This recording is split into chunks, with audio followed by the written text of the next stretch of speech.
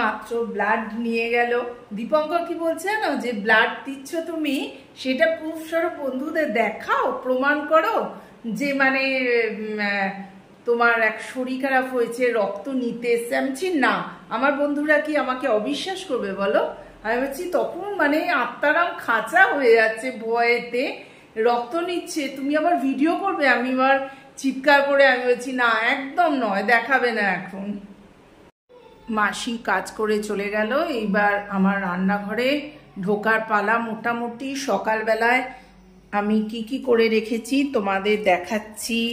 এইখানে অনেক কিছু কুটে রেখেছি। আজকে ডিমের ডালনা করব আর উচ্ছে আলু ভাতে করব। এখানে দুধ গরম করেছি দই পাতবো বলে।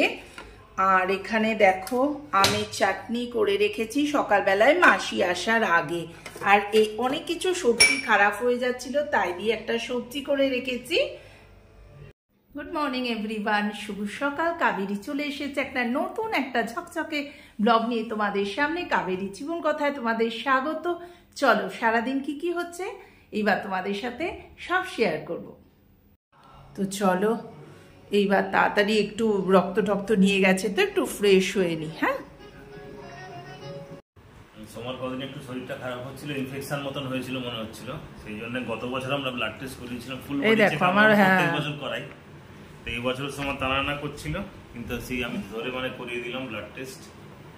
এই আমাদের অ্যানভ্যাক্সি থেকে, এখান থেকে ইনফেকশন কিছু পাওয়া যায়নি, কিন্তু এই দেখো কোনো ইনফেকশন কিছু নেই। কাবেরী মুখার্জি, ইনফেকশন কিছু পাওয়া যায়নি, কিন্তু একদম আমার ফাইল নিয়ে বসেছে তোমাদের দেখাবে বলে। দেখো হিমোগ্লোবিন একটু কম আছে, সেই জন্য ডাক্তারের কাছে গেছিলাম। ডাক্তার একটু আয়রন ট্যাবলেট দিয়েছে, দিয়ে আরেকবার মাস দেড়েক পরে আরেকবার চেক আপ করতে হবে। হ্যাঁ, আমার হিমোগ্লোবিনটা কম আছে, 10 একটু কম আছে। আর আগে দীপঙ্কর কি বলেছিলে আমায় দেখাবার জন্য, ব্লাড যখন টেস্ট নিতে এসছে।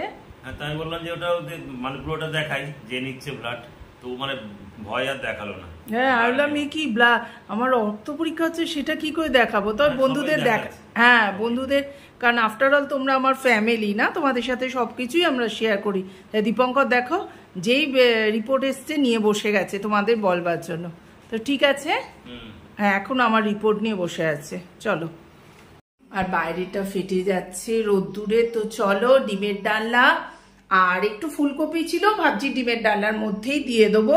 এখানে আলু কেটে কিছু, উচ্ছে আলু ভাতে আর আমের চাটনি, এই দিয়ে আজকে লাঞ্চটা সেরে নেবো। আজকে আর ভালো লাগছে না শরীরটা বেশি রান্না করতে। এখানে ডিম সেদ্ধ বসিয়ে দিয়েছি, এইগুলোকে আজকে মাছ দিয়ে দিয়েছিলাম, তাই জন্য ফটাফট এগুলোকে সাজিয়ে নিই।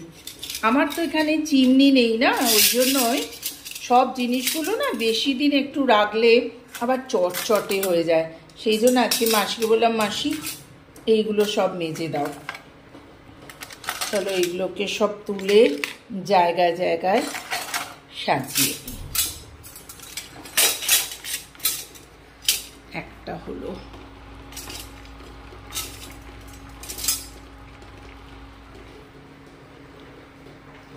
এগুলো সুন্দর করে সাজিয়ে নিলাম। এইবার চলো এইটা আমি টেবিলে রেখে আসি। হ্যাঁ,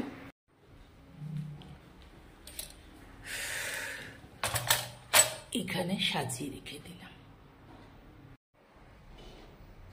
চলো, চালের জল দিলে সবাই বলে খুব ভালো হয় গাছ। আমাদের তো গাছের অবস্থা খুবই খারাপ, এত রোদ্দুর আসে না, এই জাস্ট রোদ্দুরটা চলে গেল, তা ভাবলাম চাল ভেজানো জলটা একটু দিয়ে দিই।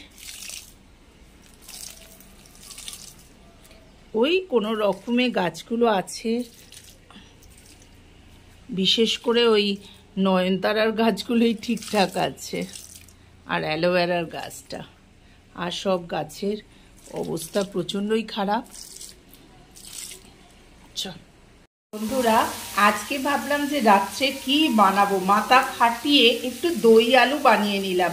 এই রেসিপিটা পরে তোমাদের সাথে নিশ্চয়ই শেয়ার করব, একদম চটপটা খেতে লাগছে। লাস্টে আবার মাথা খাটিয়ে বার করলাম যে এর ওপর একটু ক্যাপসিকাম ভেজে দিলে হয় না, তাই দেখতে পাচ্ছ এরম ক্যাপসিকাম ভেজে দিয়েছি। আজকে দই আলুটা একটু অন্যরকমভাবে বানিয়েছি, লাস্টে ধনে পাতাও দিয়েছি। কি করেছি, কেমন করে করেছি পরের একটা ব্লগে তোমাদের সাথে নিশ্চয়ই শেয়ার করব। আজকে তাই দেখিয়ে দিলাম যে না, বন্ধুদের দেখিয়ে তো রাখি যে আজকে ডিনারের জন্য আগে বানিয়ে ফেললাম দই আলু। হ্যাঁ,